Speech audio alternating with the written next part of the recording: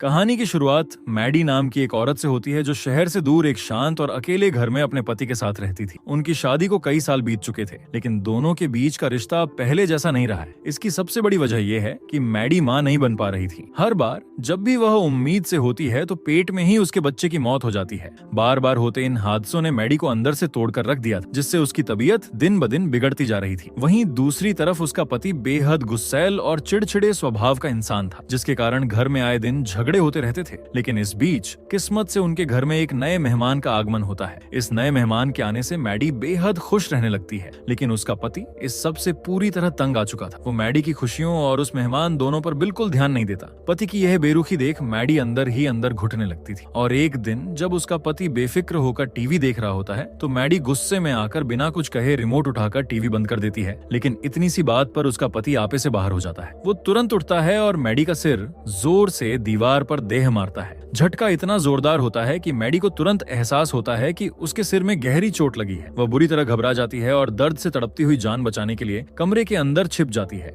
जब वह अपने सिर के पीछे हाथ लगाती है तो खून तेजी से बह रहा होता है। लेकिन उसका पति इस बात से बिल्कुल अनजान था कि गुस्से में की गई उसकी यही एक गलती आगे चलकर खुद उसकी मौत की वजह बनने वाली है, क्योंकि उस रात उसके पति को लिविंग रूम में सोफे पर अकेले ही रात गुजारनी पड़ती है। लेकिन जब वह सोफे पर सो रहा होता है तभी अचानक उसे लगता है जैसे किचन में कोई मौजूद है। इसीलिए जब वह जांच करने जाता है तो वहां उसे मिक्सर अपने आप चलती हुई नजर आती है। ये देखकर वह हैरान रह जाता है और जैसे ही वह स्विच बंद करने के लिए हाथ बढ़ाता है तभी पीछे से फ्रिज का दरवाजा अचानक अपने आप खुल जाता है। अब वह पूरी तरह चौंक जाता है और उसे समझ नहीं आता कि आखिर यह सब हो क्या रहा है। तभी उसे लिविंग रूम से अचानक कुछ तेज और अजीब आवाजें सुनाई देती हैं। वो बिना देर किए तुरंत वहां पहुंचता है तो देखता है कि सोफे पर काले कपड़ों में लिपटी एक औरत बैठी है जो लगातार टीवी के चैनल बदल रही है। जैसे ही वह स्विच दबाकर कमरे की लाइट ऑन करता है वह औरत पलक झपकते ही गायब हो जाती है। उसे लगने लगता है कि शायद यह सिर्फ उसका वहम है, लेकिन अगले ही पल वही काला साया ठीक उसके पीछे आकर खड़ा हो जाता है। पति की चीख सुनते ही ऊपर कमरे में सोई मैडी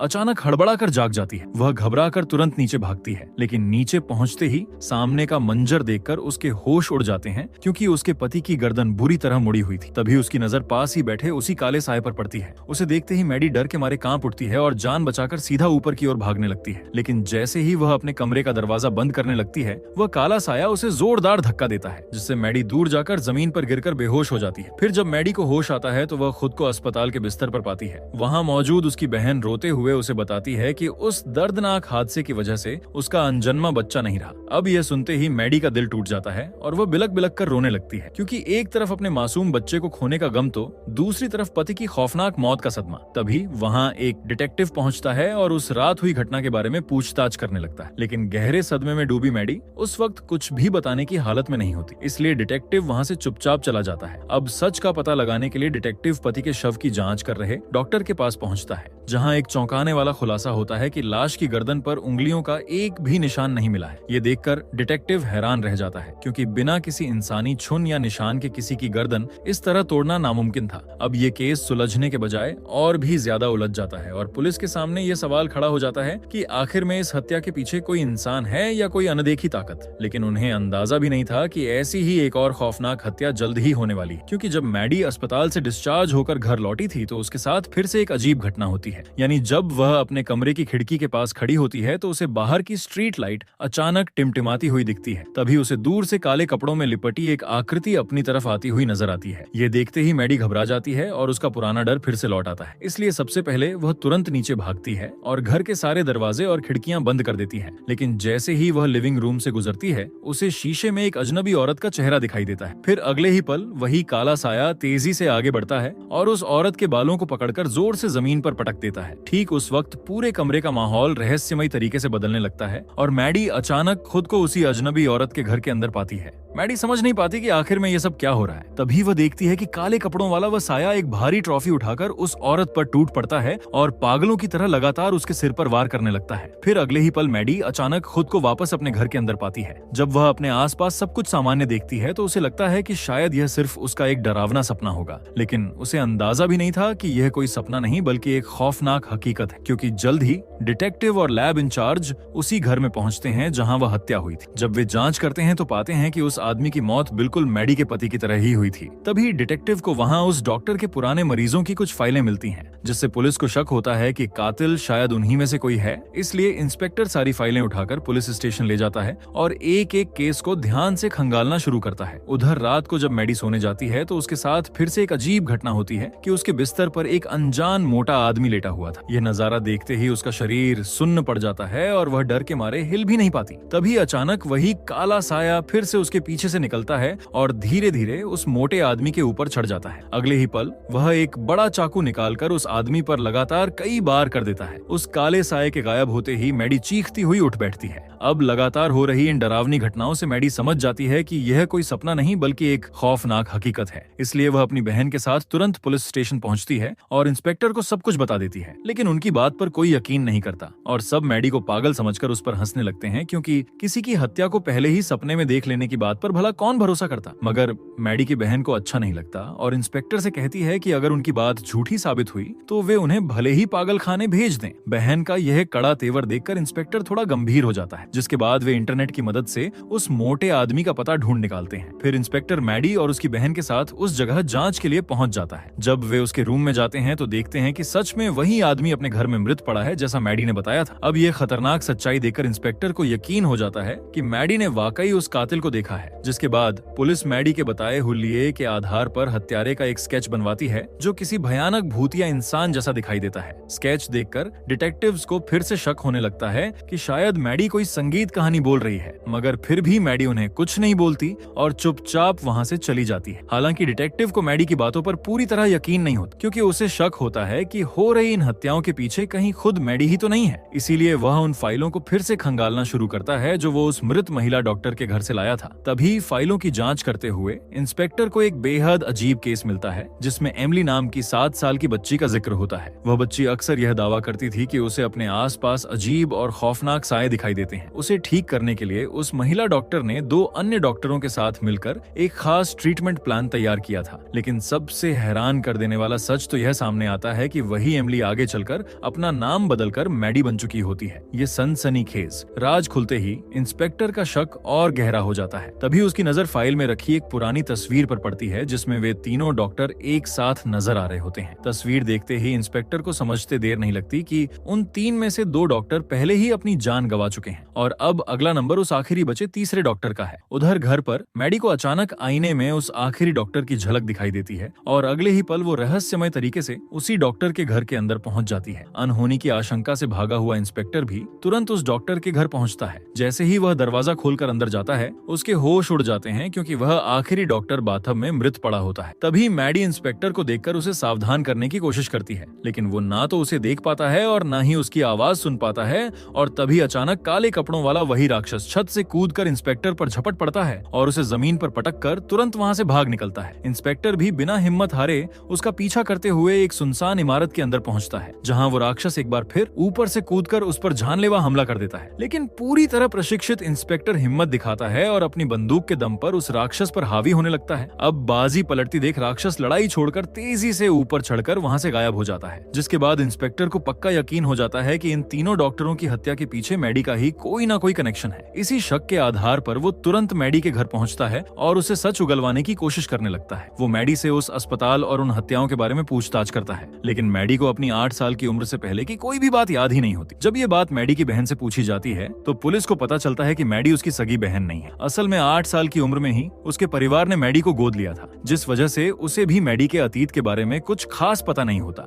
ऐसे में मजबूर होकर सच का पता लगाने के लिए इंस्पेक्टर एक साइकोलॉजिस्ट की मदद लेता है ताकि हिप्नोसिस के जरिए मैडी की खोई हुई पुरानी यादें वापस लाई जा सके। अब जैसे ही मैडी हिप्नोसिस की स्थिति में जाती है और अपनी पुरानी यादों की गहराई में उतरती है, उसके सामने बचपन का वह खौफनाक सच साफ होने लगता है। दरअसल बचपन में मैडी के सिर के पिछले हिस्से से एक अधूरा शरीर जुड़ा हुआ था, जिसे अस्पताल के डॉक्टर गैब्रियल कहते थे। गैब्रियल कोई आम साया नहीं बल्कि मैडी का ही एक पैरासाइटिक ट्विन था, जो मैडी के दिमाग पर कब्जा करके उसे भयानक भ्रम और डरावने नजारे दिखाता था। डॉक्टरों ने सर्जरी करके गैब्रियल के बाहरी शरीर को तो तो हटा दिया था, लेकिन उसके दिमागी हिस्से को मैडी की खोपड़ी के अंदर ही दबाकर सील कर दिया था, जिसके बाद मैडी की जिंदगी सामान्य हो गई और गैब्रियल का असर खत्म हो गया था। लेकिन उस वक्त जब मैडी के पति ने उसका सिर दीवार पर दे मारा तो उस जोरदार चोट की वजह से सालों से सोया हुआ गैब्रियल फिर से जाग उठा और अब वह उन सभी डॉक्टरों से बदला लेने के लिए एक एक करके उनका कत्ल कर रहा था, जिन्होंने उसे मैडी के दिमाग के अंदर कैद किया था। अब ये सब सुनकर इंस्पेक्टर को उसकी बात बेहद अजीब लगती है। उसे लगता है कि मैडी खुद को बचाने के लिए कोई कहानी गढ़ रही है, लेकिन इससे पहले कि वह मैडी से कुछ और पूछ पाता, तभी अचानक छत से चीरती हुई एक औरत सीधे फर्श पर आ गिरती है। ये नजारा देखकर वहां मौजूद सभी लोग सन्न रह जाते हैं। तब पुलिस का शक पूरी तरह यकीन में बदल जाता है कि इस पूरे हत्याकांड के पीछे कोई और नहीं बल्कि खुद मैडी ही है। दरअसल पुलिस को मैडी के घर की अटारी में सबूत मिलते हैं कि उस औरत को लंबे समय से वहां बंधक बनाकर रखा गया था। इतना ही नहीं, वहीं से कातिल के कपड़े और हत्या में इस्तेमाल किया गया चाकू भी बरामद होता है। जांच के दौरान पुलिस को यह भी पता चलता है कि बचपन में मैडी का जिस अस्पताल में इलाज चला था उसकी देखरेख वही औरत करती थी। अब ये सारे पुख्ता सबूत मिलने के बाद हत्या का सीधा शक मैडी पर जाता है और पुलिस उसे तुरंत हिरासत में ले लेती है। लेकिन मैडी बेबस होकर बार बार यही चिल्लाती रहती है कि उसने कुछ नहीं किया है, बल्कि यह सब गैब्रियल ने किया है। लेकिन मैडी की बहन को अब भी पूरा भरोसा था कि मैडी निर्दोष है, इसलिए सच्चाई का पता लगाने के लिए वो सीधे उसी अस्पताल की ओर निकल पड़ती है जहां मैडी का ऑपरेशन हुआ था। वहां पहुंचकर वह देखती है कि अस्पताल पूरी तरह उजड़ चुका है और आसपास किसी भी इंसान का नामो निशान तक नहीं है। फिर भी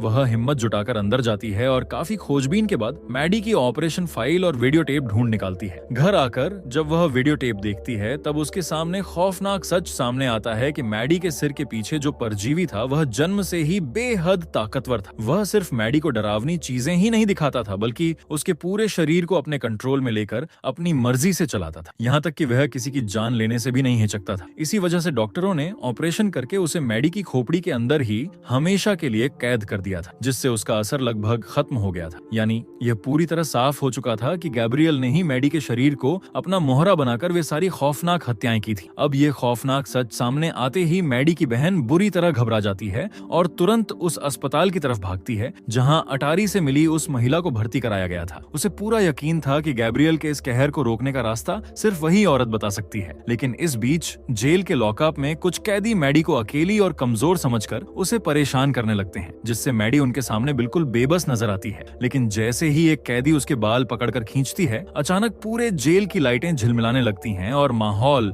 बेहद खौफनाक हो जाता है। फिर अगले ही पल उस कैदी के हाथ खून से लथपथ हो जाते हैं और मैडी का शरीर एक अमानवीय तरीके से जोर जोर से कांपने लगता है। फिर अचानक मैडी के सिर के पीछे से एक खौफनाक चेहरा बाहर निकलने लगता है और पलक झपकते ही गैब्रियल उसके शरीर को पूरी तरह कंट्रोल कर लेता है। जो कैदी कुछ देर पहले उसे कमजोर समझ रहे थे, अब खुद अपनी जान की भीख मांगने लगते हैं। मगर गैब्रियल किसी को छोड़ती नहीं और एक एक करके बड़ी बेरहमी से सभी कैदियों को मारना शुरू कर देता है और देखते ही देखते पूरा जेल खून से भर जाता है। फिर जैसे ही वह आखिरी कैदी को खत्म करने वाली होती है, तभी शोर सुनकर गार्ड वहां आते हैं और उस पर अंधाधुंध फायरिंग शुरू कर देता है। लेकिन गैब्रियल एक कैदी की लाश को ढाल बनाकर गोलियों से बचता है और पलक झपकते ही झपटकर गार्ड को भी खत्म कर देता है। इस बीच मैडी की बहन तुरंत इंस्पेक्टर को फोन करके गैब्रियल का पूरा सच बता देती है। तभी अचानक पुलिस स्टेशन के अंदर से चीखने चिल्लाने की भयानक आवाजें आने लगती हैं। जैसे ही इंस्पेक्टर अंदर पहुंचता है तो वहां का नजारा देखकर उसके होश उड़ जाते हैं, क्योंकि जेल के सारे कैदी और गार्ड्स जमीन पर मरे पड़े होते हैं और मैडी भी वहां से गायब मिलती है। दरअसल किसी को अंदाजा भी नहीं होता कि मैडी का शरीर दरवाजा तोड़कर एविडेंस रूम में घुस जाता है। वहां से वो अपने हथियार उठाता है और पुलिस स्टेशन के हॉल में कत्लेआम शुरू कर देता है। गैब्रियल एक एक करके कई पुलिस कर्मियों को मौत के घाट उतार देता है। अब मैडी के शरीर पर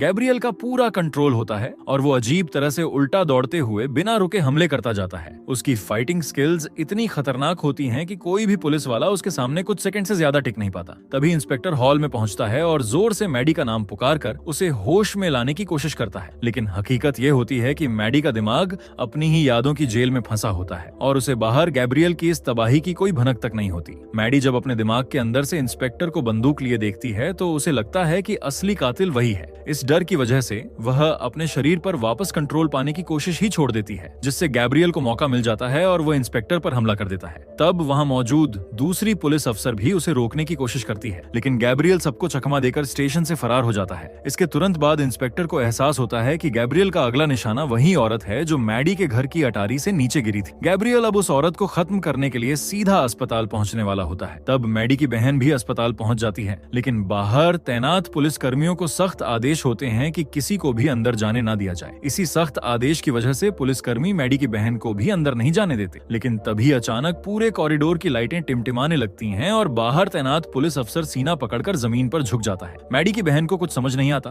और वह तुरंत आगे बढ़कर उसे संभालने की कोशिश करती है। लेकिन तभी अफसर के सीने में गूंजती आवाज के साथ जोरदार वार होता है और वह वहीं दम तोड़ देता है। ये देखकर वह बुरी तरह सहम जाती है और तुरंत कमरे के अंदर भागकर दरवाजा बंद करने लगती है। लेकिन तभी वहां गैब्रियल आ पहुंचता है। वह एक जोरदार लात मारकर दरवाजा तोड़ देता है और अंदर आते ही गैब्रियल अपनी ताकत से कमरे की तमाम इलेक्ट्रॉनिक डिवाइसेस को चकनाचूर कर देता है, जिससे मैडी की बहन डर के मारे थरथर कांपने लगती है। इसके बाद गैब्रियल चाकू निकालकर उसे मारने के लिए आगे बढ़ता है, जबकि मैडी अपने दिमाग के अंदर से उसे रोकने के लिए लगातार चीखती चिल्लाती रहती है। ठीक उस वक्त इंस्पेक्टर भी वहां आ पहुंचता है और वह बिना एक पल गवाए गोलियां चलाकर गैब्रियल को जख्मी कर देता है। अब जैसे ही इंस्पेक्टर गैब्रियल को पूरी तरह खत्म करने वाला होता है, तभी मैडी की बहन बीच में आकर उसे रोक देती है। लेकिन उसकी यह भूल उस पर बहुत भारी पड़ती है, क्योंकि अगले ही पल गैब्रियल चाकू से सीधा इंस्पेक्टर की छाती पर जोरदार वार कर देता है, जिससे इंस्पेक्टर तड़पकर जमीन पर गिर पड़ता है। अब मैडी की बहन उस खौफनाक शैतान के सामने पूरी तरह अकेली और बेबस रह जाती है। तभी वह अपनी जान बचाने के लिए जमीन पर पड़ी बंदूक उठाती है, लेकिन वह गोली नहीं चला पाती, क्योंकि गैब्रियल पर वार करने का मतलब मैडी की जान लेना है। इसलिए वो जोर जोर से मैडी का नाम पुकारकर उसे होश में लाने की कोशिश करने लगती है। लेकिन गैब्रियल पूरी ताकत से मैडी के शरीर पर कब्जा जमाए रखता है। तभी वह गुस्से में अस्पताल का एक भारी बेड उठाकर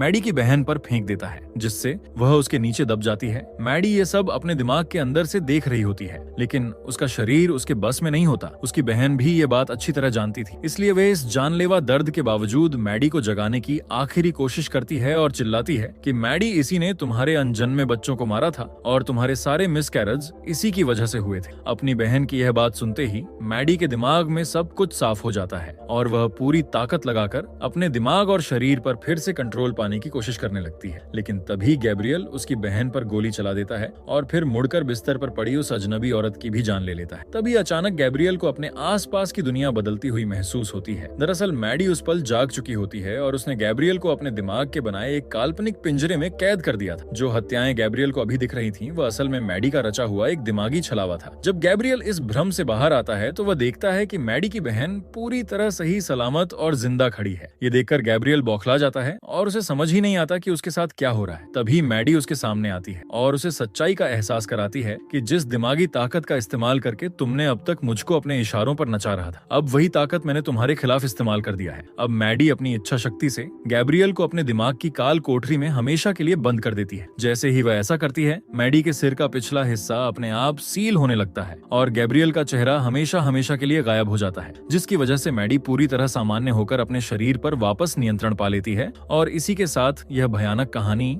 यहीं पर खत्म होती है।